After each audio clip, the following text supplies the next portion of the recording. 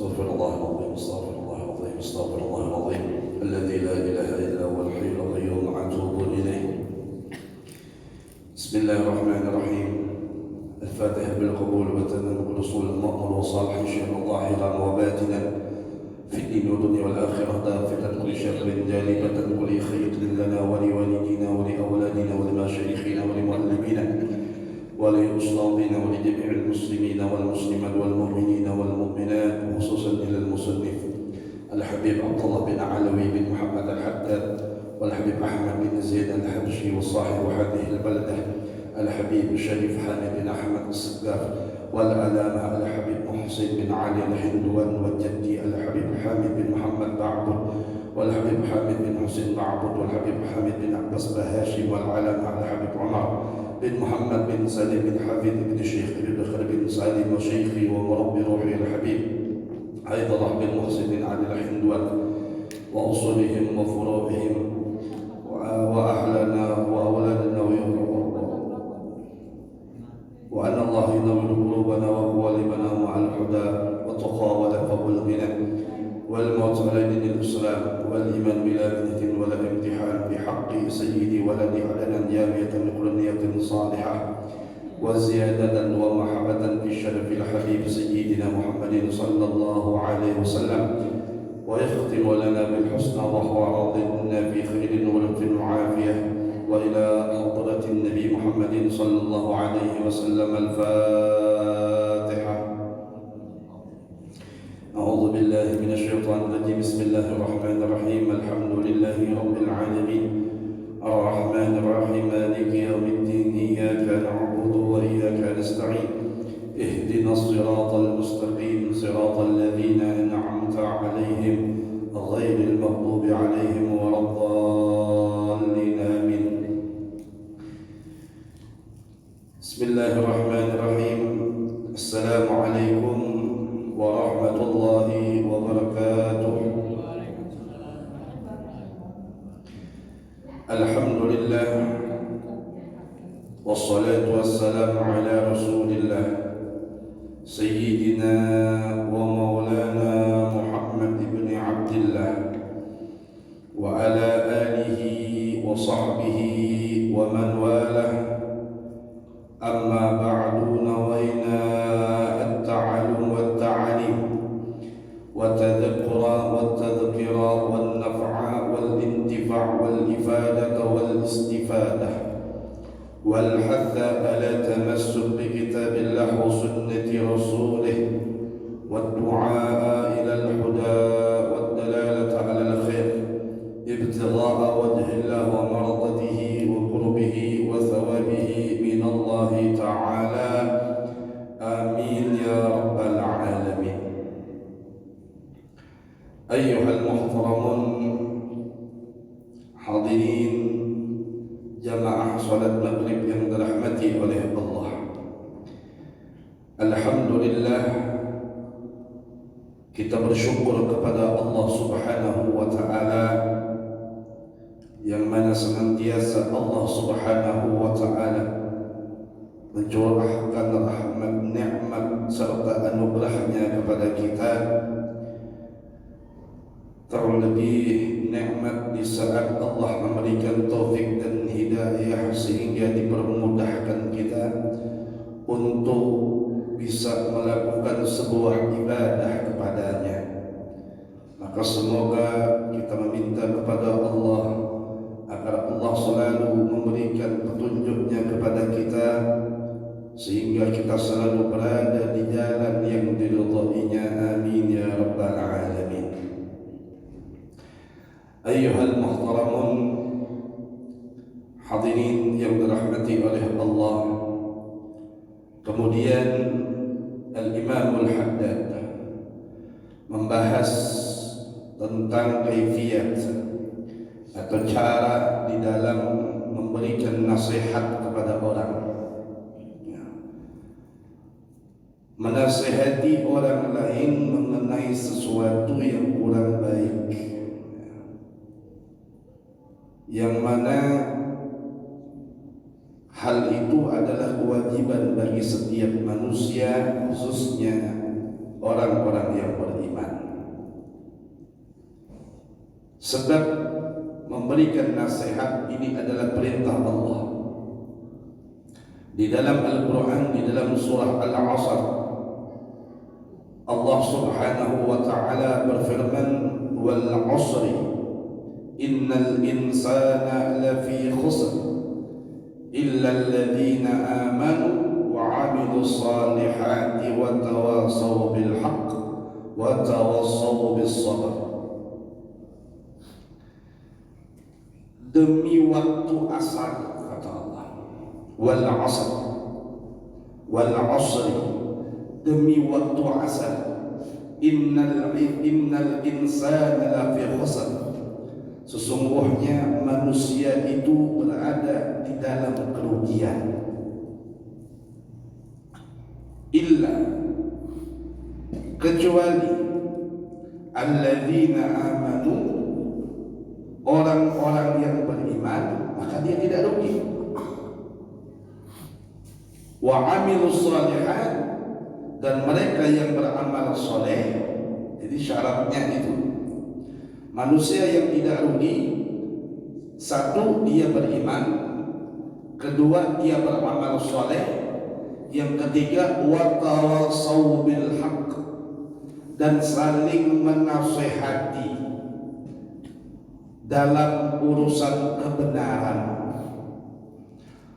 Artinya kalau ada kesalahan maka harus diluruskan, maka harus dibenarkan, bukan didiamkan. Kita kan kadang-kala merasa tidak enakan, padahal kita di depan mata kita itu salah, maka kewajiban bagi kita untuk menasehatinya. Wa tawasaw bis sabr, dan saling mewasiatkan, saling menasehati dalam kesabaran, terutama kita dulu. Karena ada kalanya di saat kita memberi nasihat yang benar tadi, nasihat kita kada diterima, maka kita harus sabar. Di dalam hadis Nabi sallallahu alaihi wasallam menyatakan di dalam sabdanya, ad-dinu nasihah, agama itu adalah nasihat. Agama itu adalah nasihat. Dan di dalam riwayat hadis yang lain, an Abi Sa'id Al-Khudri radhiyallahu anhu, sami'tu Rasulullah sallallahu alaihi wasallam yaqul, man ra'a minkum munkaran falyughayyirhu bi yadihi fa in lam yastati' fa bi lisanihi. Hadis ini ada sambungan lagi, fa in lam yastati' fa bi qalbihi wa dzalika adhaful iman. Seperti itu konteks hadisnya, insyaallah. Di dalam hadis ini kata Sayyidina Abi Sa'id Al-Khudri, aku mendengar Rasulullah sallallahu alaihi wasallam bersabda, barang siapa yang melihat sebuah kemungkaran, barang siapa yang melihat sebuah kesalahan, maka falyughayyirhu biyadihi, maka hendaklah dia rubah kemungkaran itu, kesalahan itu dengan tangannya. Fa in lam yastati', apabila dia tidak mampu untuk mengubah dengan tangannya, fa bi lisanihi, maka hendaklah dengan lisannya ia rubah. Maksud dengan lisan yaitu adalah dengan memberi nasihat. Dengan memberi nasihat. Adapun cara-cara kita di dalam memberi nasihat, ini menasihati orang, ya, kita itu semua pasti memberi nasihat. Kita sebagai suami nasihatin istri, ya, bukan memarahin istri, bukan, menasihati.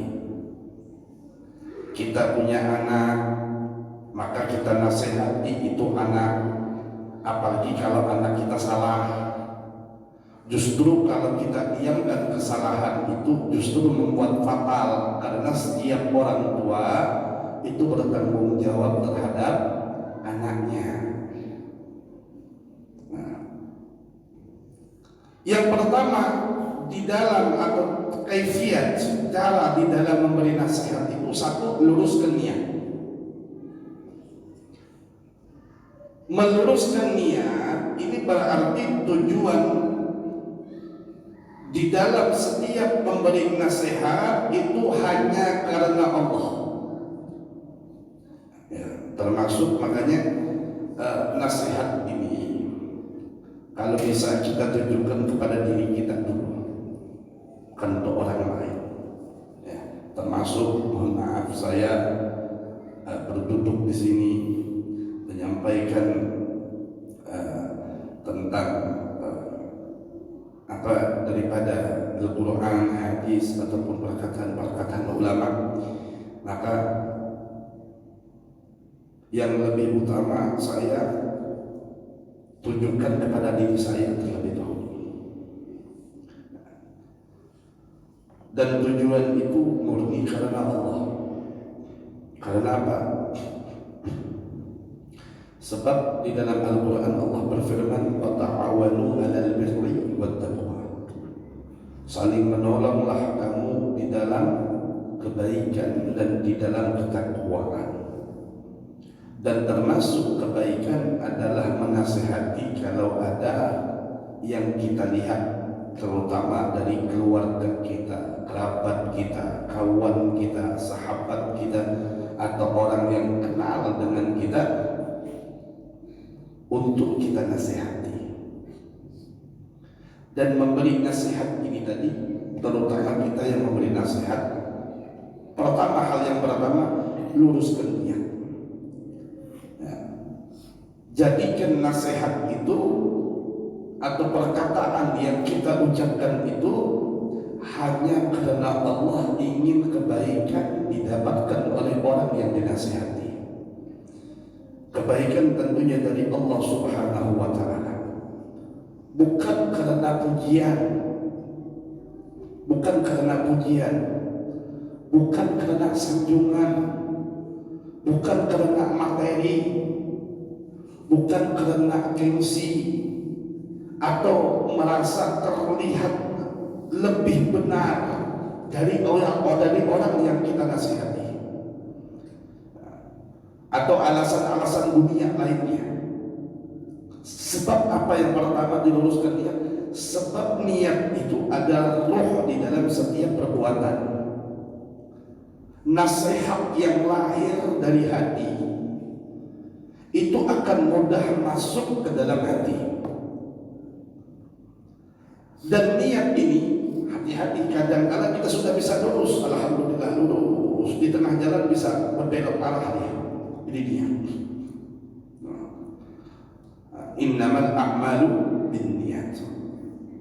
Amal itu, perbuatan itu tergantung dengan niat. Niat apa saja kalau sudah di dalam perbuatan salah, maka amal perbuatannya jadi nggak benar. Sekalipun perbuatan itu dalam sisi pandangan zahir adalah sebuah kebaikan, tapi kalau niatnya sudah salah, maka perbuatan itu menjadi tidak benar. Bahkan perbuatan yang benar di awal itu bisa jadi tidak akan memberi manfaat kepada dirinya. Maka apabila niat ini berubah ke arah selain Allah, ke arah yang lain, minta puji, minta sanjung, minta materi, atau minta dianggap yang paling benar, atau yang paling alim, paling pintar, dan lain sebagainya, maka tajdid, perbaharuilah niat itu, perbaharuilah lagi. Sebab hati ini mudah berpindah-pindah. Maka oleh sebab itu, hal yang pertama bagi orang yang memberi nasihat, hendaklah luruskan niatnya. Ini yang pertama. Kemudian yang kedua itu adalah memilih waktu dan suasana serta kondisi di saat memberi nasihat. Jangan menasehati orang, orang sedang marah, nggak bakal masuk. Jangan menasehati orang, orang lagi mabok. Ini orang mabok mau dinasehati, dia lagi mabok. Bahasa kalau orang bahasa Banjar itu kita minum banyu bungol itu pada mau dipandiri. Ini orangnya lagi mabok mau dinasehati, nggak bakal masuk. Orang lagi marah dinasihatin nggak bakal masuk. Sebab apa? Sebab nasihat kebaikan, apalagi yang lurus tadi, tidak akan pernah bisa sejalan dengan kemaksiatan, dengan kesalahan. Apa yang dia lakukan? Marah itu sumbernya dari syaitan. Tidak akan pernah bisa searah dan satu tujuan, pasti berlawanan. Sedangkan sifat marah tadi, syaitan telah menguasai dirinya, maka tidak akan pernah masuk nasihat kepadanya. Kondisi dalam keadaan mabuk, tidak akan pernah bisa nasihat itu masuk kepadanya. Atau dalam kondisi capek, lelah, ya, dinasehati, tidak bakal pernah bisa juga. Karena yang ada capek lelah itu perlu istirahat dulu. Lagi istirahat, nah baru. Nah, kalau para ulama, para hukama, orang-orang zaman dulu, mereka paling senang menasehati itu di tiga tempat. Satu, di saat selesai makan, lagi makan, ya, selesai makan, nah mereka baru mengeluarkan nasihat.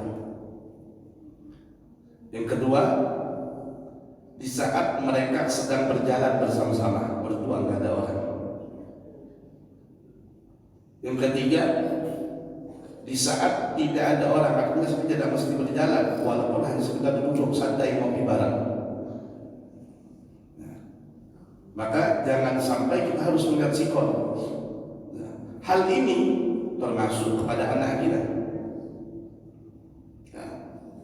Tapi kalau kita mau mendidik mental anak kita, sekali-sekali boleh di depan orang untuk mengetes mental anak kita, don apa tidak.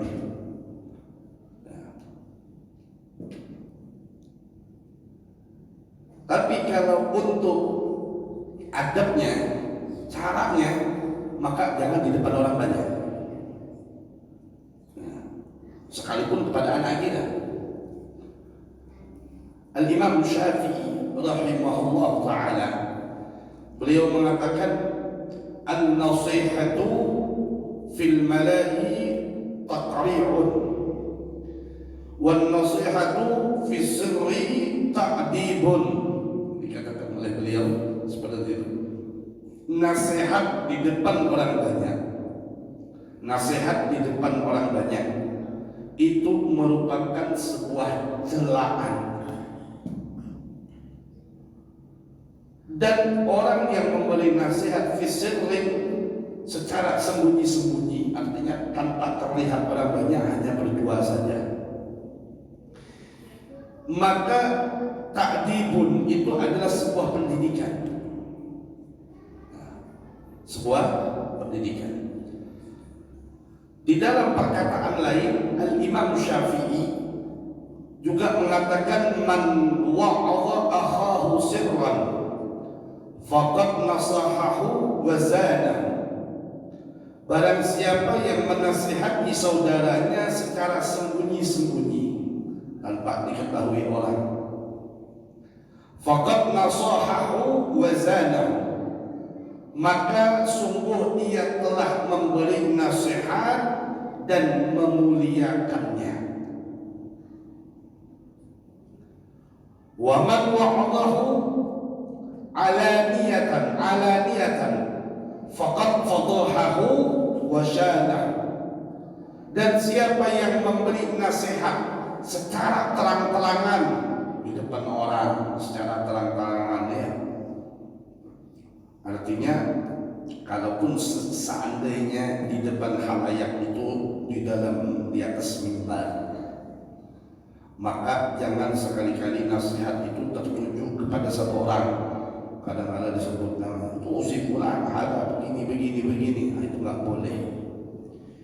Kenapa? Karena faqad fadahahu wa syanahu. Sungguh yang memberi nasihat di depan orang banyak itu adalah orang yang mempermalukan dan merendahkan orang yang dinasihati.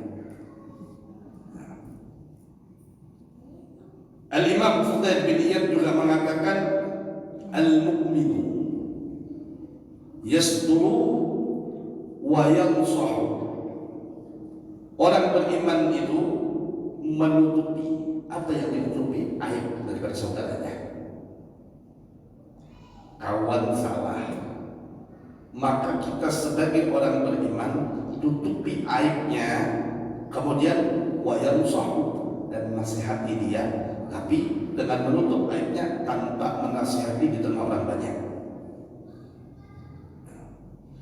Wal fajir, dan orang-orang fajir ya yahtiku wa yafdahu. Orang fajir, orang yang berdosa, dia akan membuka aib daripada saudaranya dan akan mempermalukannya. Maka kita sebagai orang yang beriman, maka hendaklah nasihat itu harus, jangankan orang lain, kita pun butuh dengan nasihat. Artinya jangan merasa kita tidak butuh dengan nasihat. Setiap orang, mau orang tua, mau orangnya berilmu, mau orangnya seperti apa, dia harus butuh nasihat. Tapi nasihatnya sesuai dengan kondisi dan keadaannya. Dan memberi nasihat ini harus punya adab, hikmah, tata cara agar mudah diterima oleh orang yang mendengarkan nasihatnya kita.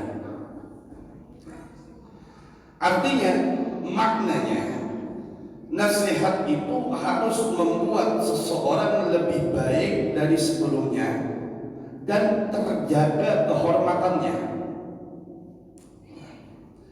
Jika nasihat itu merusak harga diri seseorang, menjatuhkan kehormatan atau wibawa seseorang di depan orang banyak, maka itu bukan nasihat, tetapi aib yang disebarkan.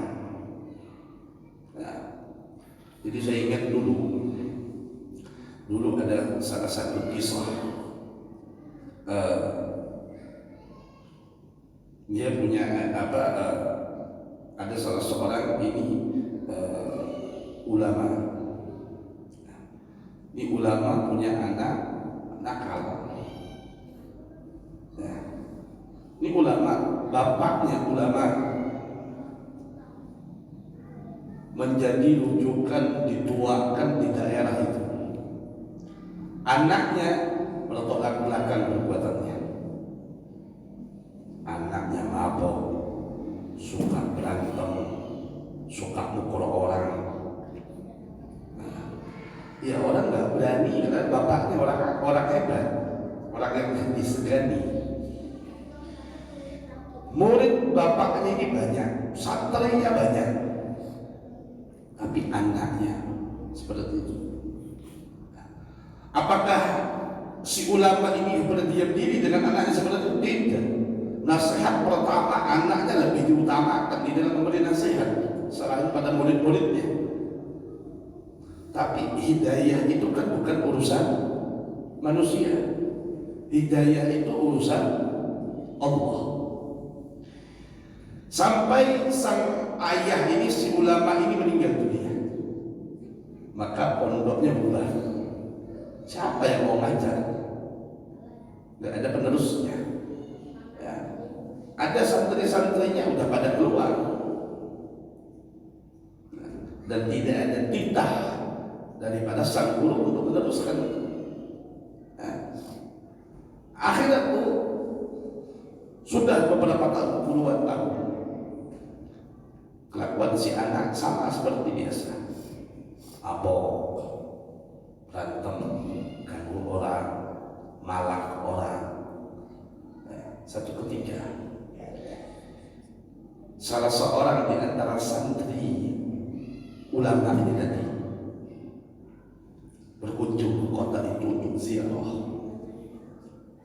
ziarah ke gurunya ulama tadi. Maka setelah ziarah dia sowan kepada keluarga besar gurunya, maka dia dapatkan kabar tentang anak dari gurunya yang perbuatannya jauh daripada apa yang diperbuat oleh gurunya. Nah, ini hebatnya si murid ini. Dia bertanya kepada keluarga besarnya, di mana Fulan bin Fulan ini sering berada. Kata keluarganya, kadang-kala di tempat keramaian pasar, itu pun kalau nggak mabok pasti ya gangguin orang sambil makan. Kalau nggak di pasar ya di terminal. Maka santri dari bapaknya, santri dari ulama ini, dia berjalan masuk ke pasar, tidak ditemukan, dia lari ke terminal. Ternyata didapatkan anak gurunya tadi lagi khomar, lagi mabok di terminal ini. Terminal bukan terminal sepi, rame, namanya terminal. Nah, maka dia dekati. Nah, kemudian dia ucapkan salam kepada anak gurunya. Maka dia jawab dengan muka yang cuek, judes. Karena nggak ada orang yang biasa lewat mengucapkan salam sama dia, itu nggak pernah. Orang menghindar semua sama dia. Maka tatkala ada seseorang yang mengucapkan salam, bahkan orang itu mendekat, bahkan salaman dan mau mencium tangannya, dia tarik. Siapa kamu? Ditanya sama anak gurunya. Dia bilang, saya Fulan bin Fulan. Saya ini adalah murid dari ayahnya Anda. Dia bilang, ada apa kamu datang ke sini? Jengukin saya, ini ada apa? Enggak, saya barusan dari ziarah ke ayah Anda, ke guru saya. Maka saya kepengen juga silaturahmi kepada anak guru saya untuk menyambung ikatan hubungan kembali. Bisakah kiranya Anda ikut saya mau menjamu Anda makan? Tidak bisa sekarang, kapan Anda bisa? Yang penting dalam 1 atau 2 hari ke depan, karena saya di sini hanya datang untuk ziarah saja. Saya akan pulang kembali. Akhirnya ya sudah, kata si anak gurunya ini, ya, kalau agak sorean sedikit gimana? Ya sudah, nanti Anda saya jemput di sini. Nanti Anda saya jemput di sini. Saya kepengen menjamu Anda makan saja. Sudah, tinggal. Sebagaimana waktu yang telah disepakati, sore itu pula datanglah si santri dari ayahnya ini. Dibawalah itu anak gurunya tadi ke restoran atau rumah makan. Makan disuruh dia minta kepada orang restoran, suguhkan makanan yang paling enak. Suguhkan banyak. Anak gurunya ini bingung. Dia bilang, ini makanan banyaknya, saya mau makan. Kata murid dari ulama ini, dia bilang tidak. Saya sangat ta'zim, memuliakan, mengagungkan, menghormati saya punya guru, yaitu ayah Anda. Maka penghormatan itu tidak akan pernah berkurang kepada anaknya, walaupun kepada anaknya. Sehingga ini makanan Anda makan. Pokoknya Anda makan sepuas-puasnya. Ya. Akhirnya memulailah itu makan. Selesai, namanya makanannya banyak ya. Makanannya banyak, makanannya nikmat, kuat makannya. Ya. Namanya biasa hidup di jalanan mungkin makanan segitu-segitunya aja. Tambah lagi makan mungkin dari caci maki orang, sumpahan orang karena suka gangguin orang. Kena makan yang dikasih ikhlas, makan yang menyuguhkan ini ikhlas. Akhirnya makan lahap enak sampai kekenyangan. Setelah kekenyangan, ya biasanya kalau orang ashabul hisab habis makan itu nggak eman kalau nggak merokok. Ditanyai sampai merokok ya sudah, tunggu di sini nggak usah kemana-mana, saya belikan. Dibelikan. Mau minta minum lagi apa? Kopi biar enak, temennya ada sambil ngisep rokok. Udah suguhkan lagi. Ya. Ini di rumah makan yang ruangannya tertutup, nggak ada orang. Istilahnya ruang makannya ini tempat VIP, nggak ada orang. Tak diperbolehkan masuk kecuali izin dulu sama yang murid dari ayahnya ini, karena sudah disewa di booking. Akhirnya tuh sudah kekenyangan sambil nikmat ngisep rokok, minum kopi, nyandar. Orang kekenyangan, gimana orang kekenyangan? Barulah mulai nasihat dilancarkan, diarahkan. Anda ini anak daripada guru saya. Bagaimana Anda, apakah tidak kasihan dengan ayah Anda dalam kubur yang ayah Anda harapkan mewarisi daripada majlisnya, pondoknya, pengajiannya itu Anda, bukan santri-santrinya seperti kami. Terus dinasihatin. Awal pertama nasihat itu keluar, dia menolak. Dia bilang sama anak gurunya ini, dia bilang, untung kamu ini telah berbuat baik kepada saya, ngasih makan saya sampai kenyang. Coba seandainya kamu langsung nasihatin saya, enggak berbuat kebaikan terlebih dahulu, saya akan pukul kamu, kata dia. Tapi karena kamu telah berbuat baik, kalau saya berbuat yang tidak baik, saya malu. Ya sudah, teruskan nasihatnya. Ya, teruskan nasihatnya. Tapi dengan nada yang bahasa yang lembut. Apalagi ini anak gurunya. Dan dia menasihati dengan keadaan niat yang ikhlas, lurus karena Allah, karena ingin berbakti kepada gurunya. Menyenangkan hati gurunya dengan memberikan nasihat kepada anak gurunya, sampai akhirnya di saat nasihat-nasihat tersebut hidayah Allah datang. Nah, ini hidayah Allah ini kita nggak tahu.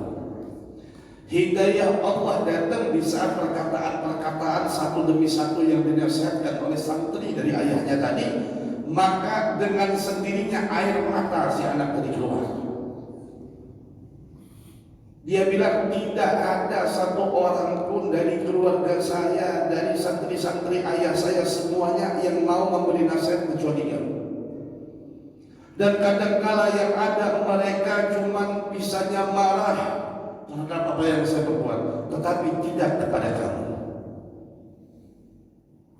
Akhirnya nasihat yang diucapkan oleh salah satu di antara santri ayahnya ini tadi menusuk ke kalbunya dan turun hidayah kepadanya. Maka mulai saat itu dia mengatakan, demi Allah, mulai saat ini aku berjanji di hadapan engkau semua perbuatanku yang tidak baik akan aku tinggalkan. Dan mulai saat ini pula aku ingin menyenangkan hati orang tuaku, dan mulai hari ini juga aku akan belajar kepada engkau, karena engkau adalah santri daripada ayah, tentu engkau mewarisi bagian ilmu daripada ayah, maka ajarilah aku.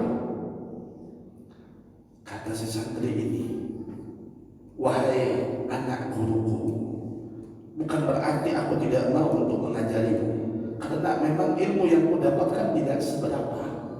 Hanya dikarenakan ta'alluq, kecintaan kepada guruku, sehingga aku tidak ingin melihat guruku dalam keadaan sedih. Maka kalau engkau ingin mau menuntut ilmu, engkau akan mau kemana menuntut ilmu, aku akan biayai semuanya, aku akan uruskan semuanya, karena aku ingin menyenangkan hati guru. Mulai semenjak itu dia berhenti, dan mulai saat itu dia memondok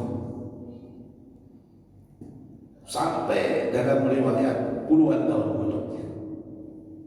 Namanya mondoknya udah tua, tapi tidak ada kata malu. Setelah puluhan tahun dia mondok, pulang dari pondoknya, maka dia mulai kembali merintis apa yang telah dilakukan oleh ayahnya dan sudah beberapa tahun yang ditutup. Dibayangkan dari cerita ini, nasihat itu tidak bisa diterima orang banyak, dan nasihat itu harus dengan berkata lembut. Ya.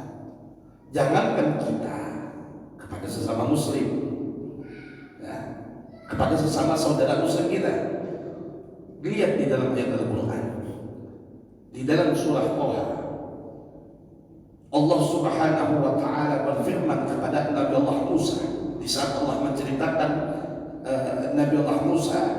Maka Allah berfirman, menceritakan, memberitahukan kepada kita, faqula lahu qawlan layyina, dikatakan seperti itu. Faqula lahu qawlan layyina, maka berbicaralah engkau wahai Musa kepada Fir'aun. Ini Fir'aun bukan main, bukan Fir'aun musuhnya Allah. Tapi Allah menyuruh kepada Nabi Musa, kalau berbicara dengan Fir'aun, qawlan layyina, dengan perkataan yang lembut, santun. Padahal dengan dihadapi Fir'aun, ya, yang dihadapi Fir'aun bukan main. Tapi Allah perintahkan dengan, kenapa? Karena di saat perkataan yang begitu keras dan kasar itu kadang-kadang susah untuk diterima oleh orang. Tapi di saat perkataan itu lembut, kadang-kadang mudah itu diterima oleh orang. Ini adabnya, ya. Jadi jika Nabi Musa saja diperintahkan oleh Allah untuk menasihati Fir'aun dengan lembut, berkata-kata dengan Fir'aun dengan lembut, apalagi kita kepada sesama saudara muslimnya kita. Kemudian di dalam surah An-Nahl ayat 125, ad'u ila sabili rabbika bil hikmati wal mau'izatil hasanah.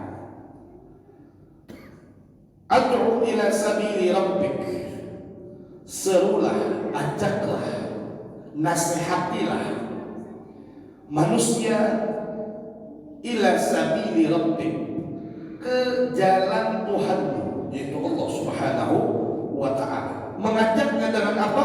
Bil hikmah wal mau'izatil hasanah. Mengajaknya dengan hikmah. Apa itu hikmah?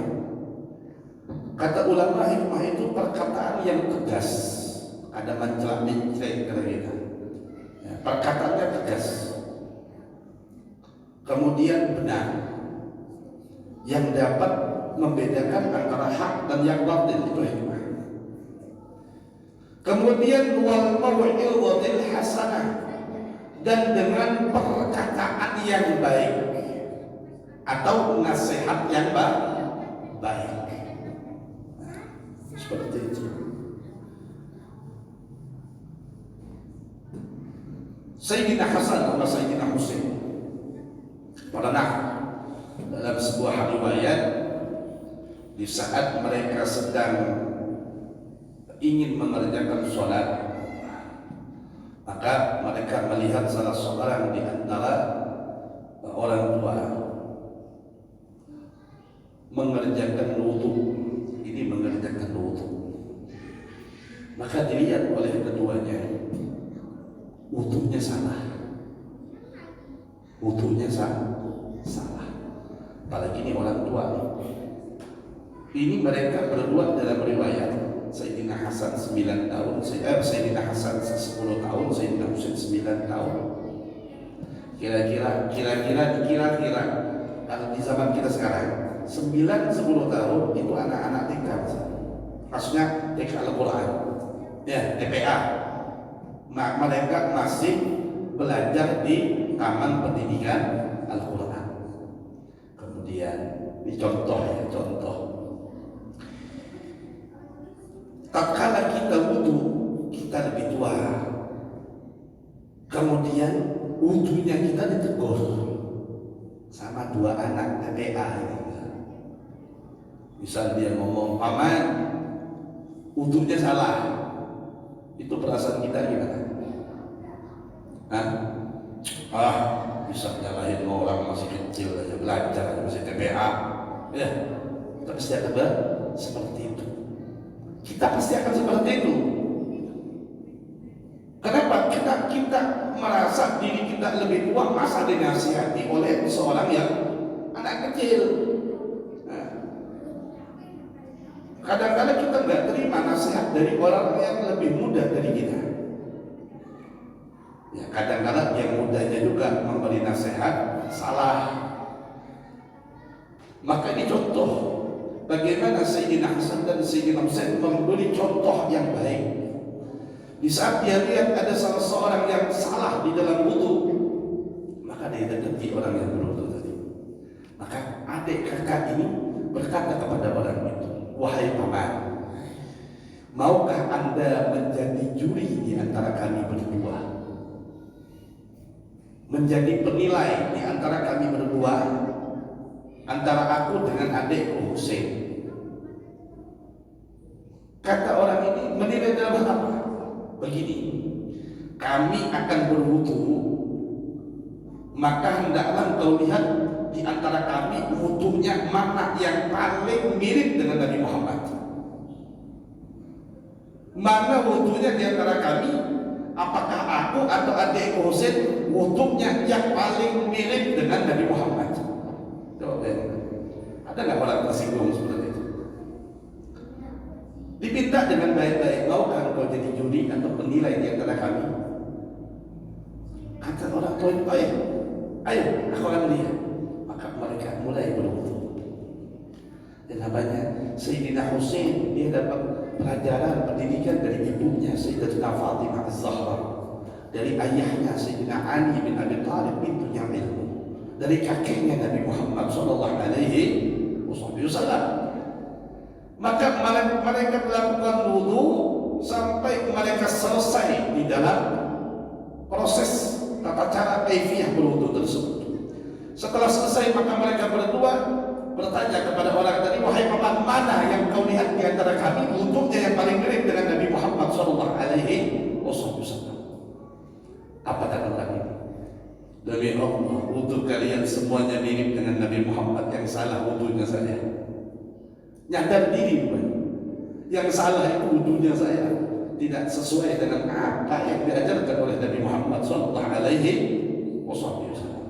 Ya karena ini orang tua tahu juga, tidak belajar sedangkan ini anak kecil, tapi mereka belajar.